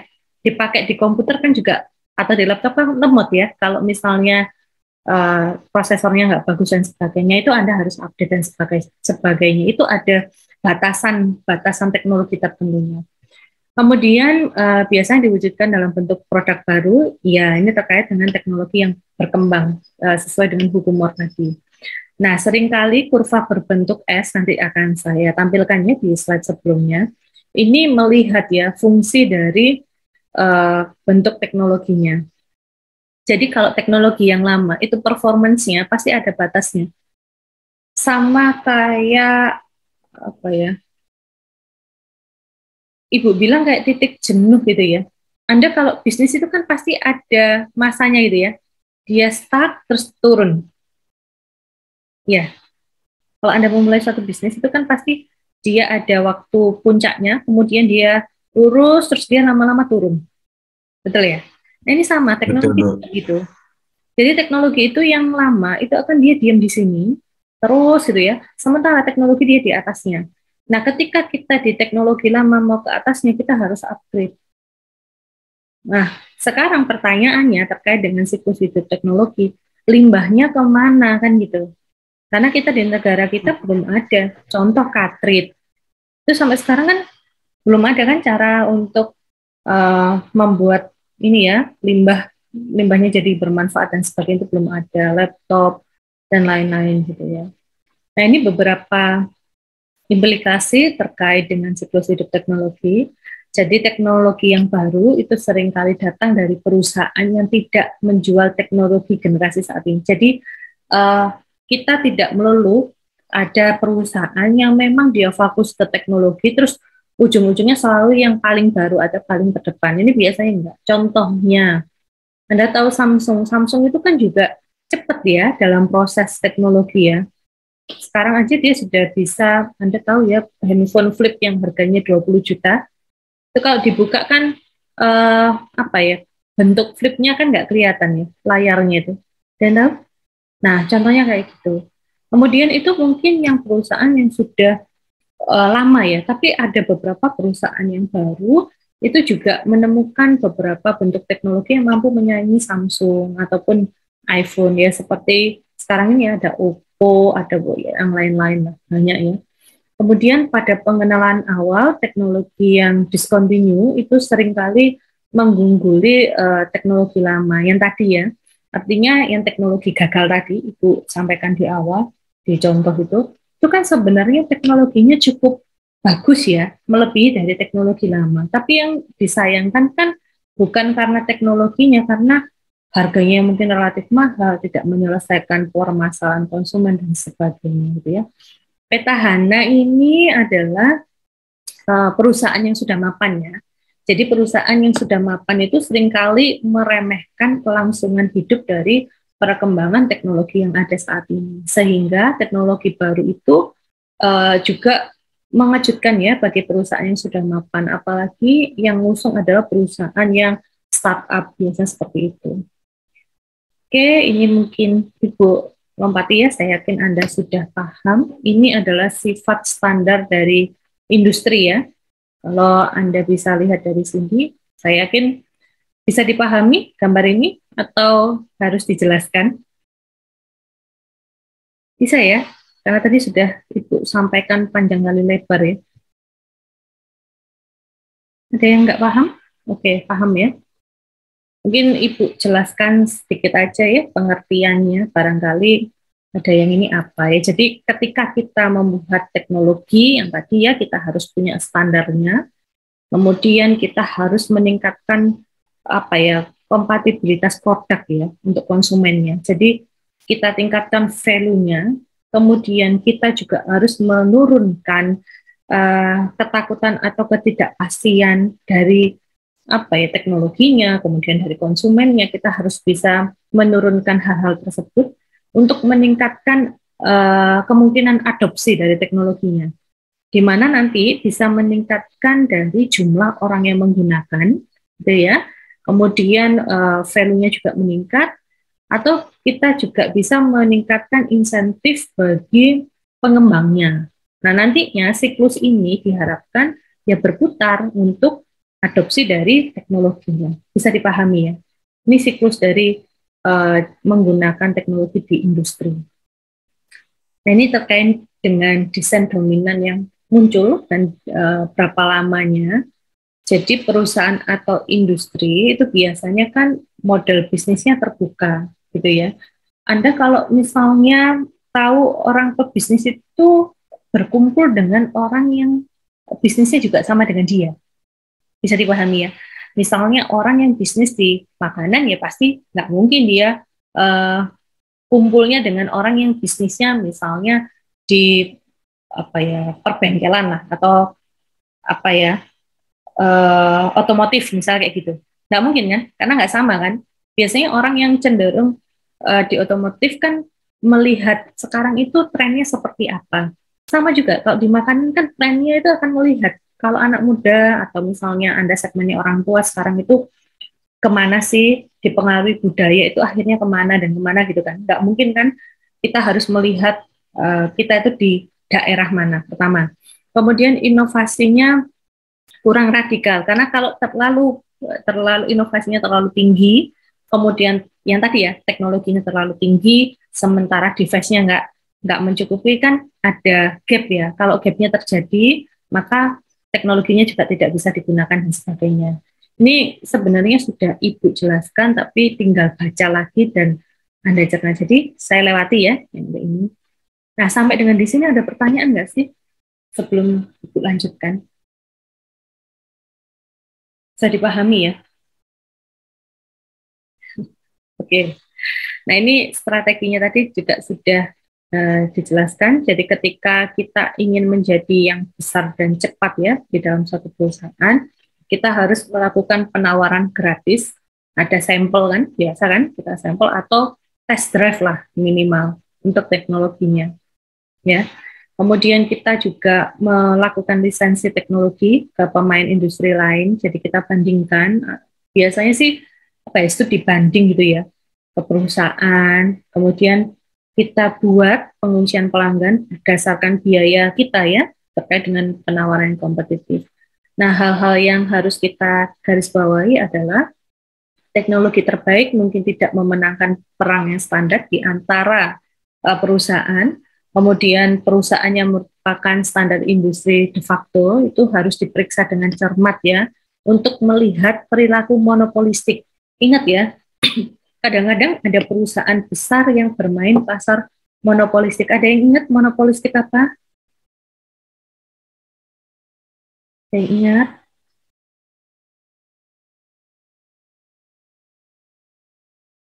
Perilaku monopolistik atau perusahaan monopolistik?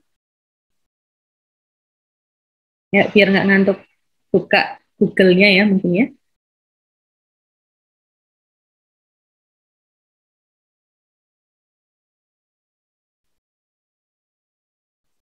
Apa? Gak ada yang tahu? Itu Bu, cuma ada beberapa perusahaan yang menjual produk yang sama. Nah, artinya perusahaan-perusahaannya kan terbatas ya. Nah, kalau kita di perusahaan baru, apalagi kita perusahaan kecil, kemudian kita masuk ke standar industri yang cukup besar, kita kan harus tahu siapa sih pemain lamanya, kemudian pasarnya yang sudah dia ambil itu siapa saja, kemudian cara-caranya untuk berjualan di lingkungan pasarnya dia, kita juga harus lihat, gitu ya, supaya kita bisa masuk ke perusahaan ini. Kemudian teknologi yang superior itu juga mungkin tidak menggeser standar yang telah ditetapkan. Artinya ketika teknologi yang sudah kuat, ya kuat kemudian dia itu bisa memenuhi kebutuhan pelanggan, ternyata ketika ada teknologi baru itu juga bisa menggeser standar-standar yang sudah ditetapkan dalam penggunaan teknologi tersebut, gitu ya.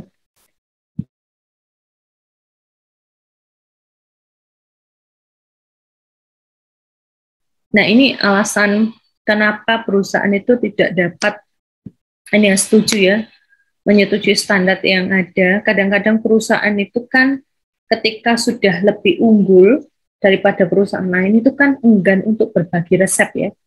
Artinya enggan untuk, ini loh, bisnis saya itu seperti ini, seperti ini, seperti ini. Kadang kan ada pebisnis yang berpikir bahwa dengan saya menularkan bisnis saya, gitu, saya akan mendapatkan informasi yang lebih ataupun saya juga bisa mendapatkan partner, betul ya? Karena kan kalau saya misalnya punya apa ya bisnis A, kemudian Mbak Cindy misalnya gitu ya, Mbak Cindy juga punya bisnis yang sama. Kalau saya misalnya stoknya habis, maka saya akan bilang ke Mbak Cindy punya stok ini enggak? Saya ambil ya, nanti keuntungannya saya akan kasihkan ke Mbak Cindy. Jadi saya nggak ambil keuntungan, saya hanya bantu jualkan. Biasanya kan orang seperti itu. Nah, ada orang yang berpikir tidak seperti itu. Nah, ini ada yang kedua ya. Melalui kekuatan usaha dan sumber daya, biasanya perusahaan percaya bahwa teknologinya akan menjadi desain yang dominan. Artinya dia tidak mau memberikan informasi mengenai sumber daya yang digunakan, kemudian dari penyedia bahan bakunya, kemudian kekuatan pemasarannya seperti apa, ini kadang-kadang juga tidak dibagikan, gitu ya. Nah, ada juga orang yang berpikir bahwa saya sebenarnya bisa kok mendapatkan hal yang lebih, itu kalau misalnya saya tidak berbagi. Nah, biasanya kalau dia mau bekerja sama dengan saya, terkait dengan ini ya, lisensi, royalti, dan sebagainya, ada perusahaan yang mau, tapi ada perusahaan yang nggak mau. Karena pemikiran yang tadi, ini pasar saya, kemudian desainnya saya juga sudah mumpuni, dan saya sudah menjadi pemain lama, dan sebagainya. Nah, ini hal-hal yang perlu kita ketahui ya, dan mungkin perlu strategi untuk menghadapi hal-hal tersebut. Oke, itu untuk materi ya. Bisa dipahami ya materinya ya untuk hari ini ya. Kalau Anda lihat di Classroom, itu ada 3 artikel. Yang 2 akan Ibu bahas, yang 1 Ibu minta Anda meresum. Meresumnya itu hanya untuk mengetahui bagaimana sih, jadi gini ya, kalau kita membahas pemasaran, pada dasarnya pemasaran ini sebenarnya masih dalam posisi ada yang setuju pro kontra lah, intinya seperti itu ya. Ada pemasaran yang dipakai secara negatif dan ada pemasaran yang dipakai positif. Ada yang disebut, Anda mungkin pernah dengar dark marketing gitu ya. Dark marketing itu macam-macam ya. Memang dia membuat iklan untuk produk-produk yang ilegal, kadang seperti itu.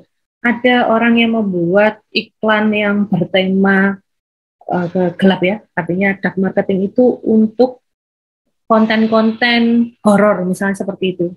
Kadang kan ada ya, misalnya konten horor itu dibuat, kemudian nanti ujungnya itu ke produk, ada yang seperti itu. Nah, ini masih pro kontra, tapi hanya sebatas Anda itu tahu bahwa di teknologi pun ini terjadi, gitu ya.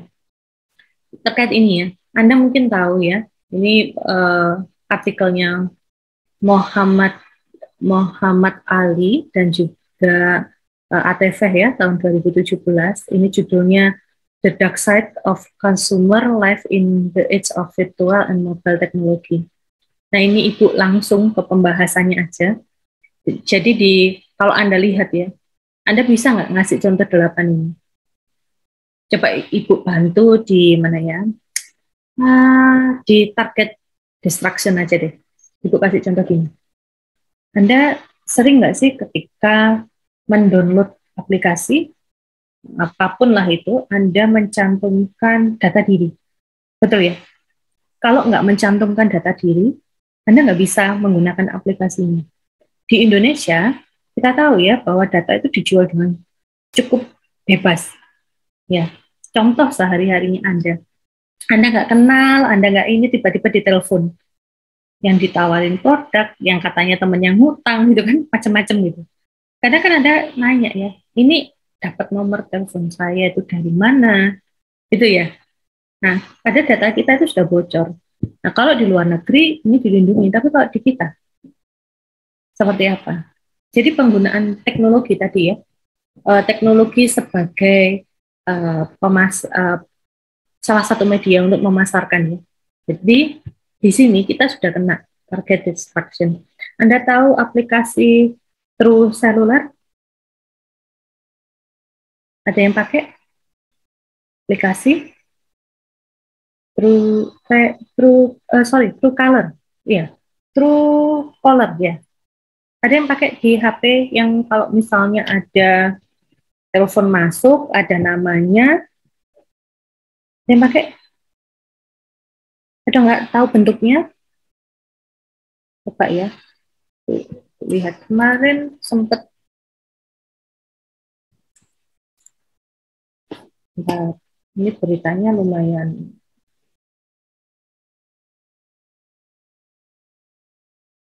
Bentar ya, untuk carikan beritanya.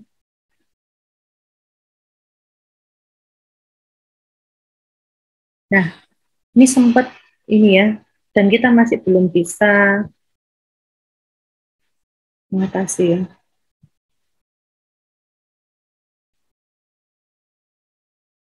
Sudah kelihatan?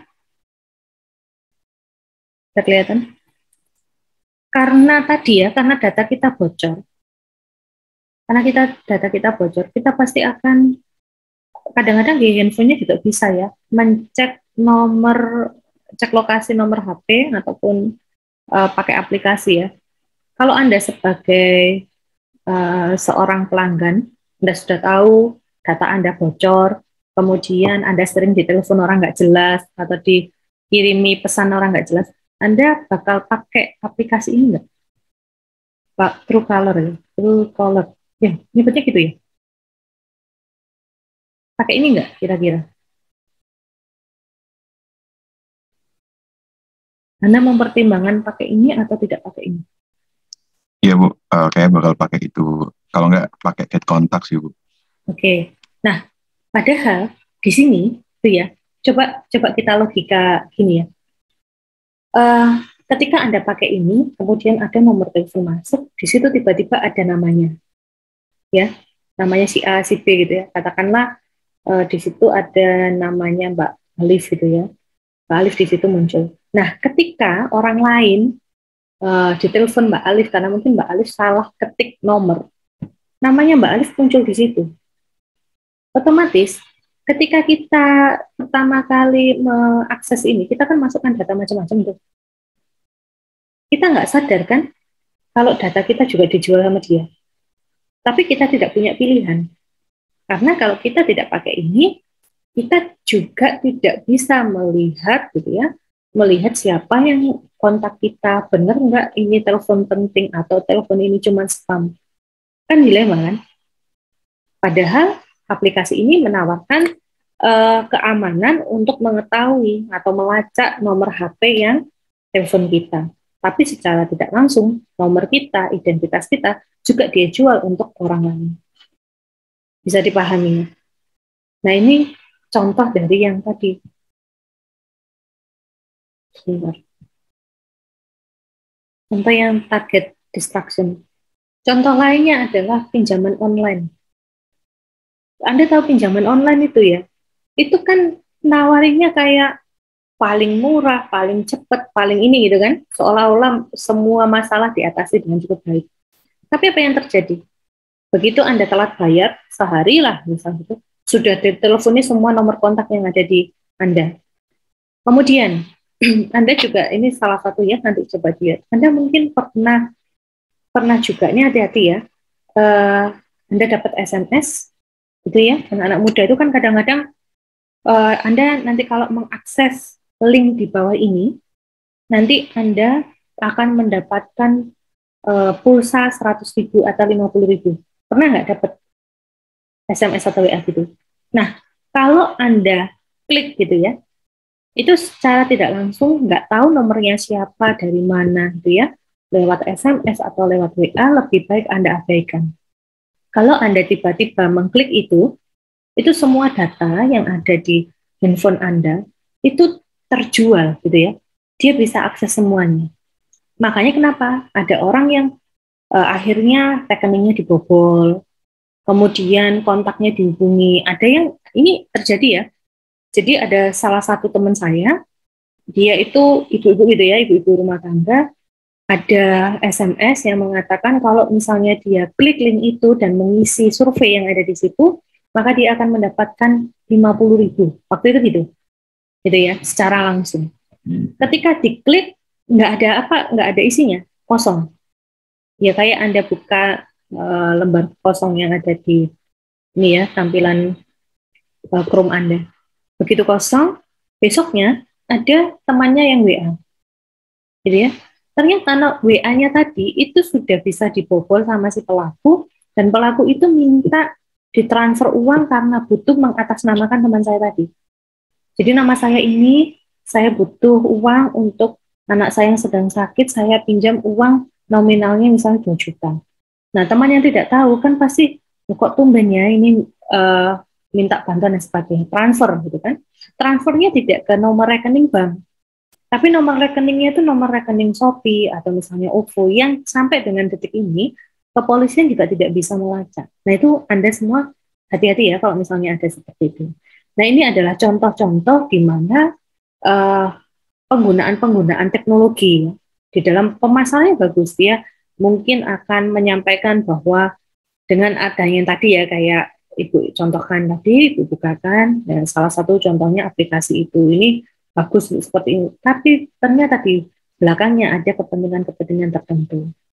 Nah di artikel yang kedua, ini terkait dengan, ini judulnya, ini ya, punyanya Rotner tahun 2021. Riset ini terkait juga sama ya, mencoba mengetahui bagaimana service tip atau sudut pandang dari pengguna Instagram terkait dengan operasi kosmetik. Ya, Anda tahu yang real ya, yang ditambah mungkin botox, filler gitu ya, di dagu dan sebagainya. Ternyata ini pakai kualitatif etnografi ya. Hasilnya itu semua informan ini dilakukan wawancara ya, menyukai postingan tentang operasi kosmetik. Jadi kalau di luar negeri, gitu ya, di luar negeri, orang-orang itu cenderung kalau misalnya menggunakan kosmetik itu nggak pede itu. Jadi ada penyakit kan yang namanya ketika melihat cermin, gitu, kemudian dia melihat dirinya bahwa oh saya itu ternyata, kalau laki-laki mungkin jarang ya, yang kebanyakan perempuan ya.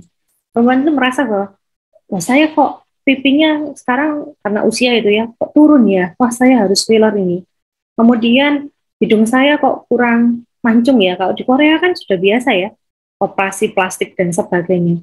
Nah itu ada penyakit yang psikis ya, penyakit psikis yang menyatakan bahwa dia ada rasa kecemasan yang cukup tinggi ketika dia melihat dirinya sendiri karena mengarah ke sini tadi. Jadi orang-orang di sini, orang-orang yang ada di Instagram ini melihat bahwa dia sangat tertarik dengan adanya postingan operasi kosmetik. Namun karena adanya filter yang membantu, sekarang kan ada aplikasi filter kan, teknologi itu kan, orang kan akhirnya pakai filternya. Paham ya? Paham artikel ini ya? Kalau dulu sebelum ada teknologi, mereka lebih memilih untuk operasi kosmetik. Begitu ada teknologi yang filter, ya, orang itu kan ada ya kamera di filter yang mungkin wajahnya biasa aja gitu ya, jadi agak cantik. Apalagi kalau misalnya sudah menggunakan make up. Makanya ketika ketemu langsung, terus tiba-tiba mungkin ini ya, apa ya, cari-cari pasangan. Kemarin sempat sih ada mahasiswa yang apa ya, yang mungkin penelitiannya ke arah sana ya. Jadi dia pakai aplikasi dating yang model seperti itu. Nah, sama dengan ini, ketika difilter, kemudian kelihatannya cantik, begitu ketemu ternyata nggak cantik gitu kan. Nah, ini hanya untuk apa ya, meningkatkan popularitas di IG-nya.